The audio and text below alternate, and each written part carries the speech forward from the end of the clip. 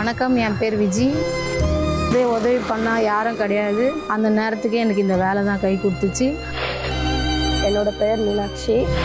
இன்னும் 6 மணிலேருந்து டியூட்டி ஒரு 2 மணி வரைக்கும் தான். இந்த வேலை எனக்கு ஒவ்வொருத்தரையும் எனக்கு சொந்தங்களை கொடுத்துருக்கு. என்னுடைய பிள்ளைகளோட வாழ்க்கைக்காகவும் நான் இந்த வேலையை ரொம்ப விரும்பி நான் செய்கிறேன். மார்னிங் தூய்மை பணியாளராகவும் வேலை பார்க்குறேன். சாயந்தரம் ஒரு 4 to 5லேருந்து நைட்டு ஒரு 10 மணி வரைக்கும் ஆட்டோ ஓட்டிகிட்டு இருக்கோம்.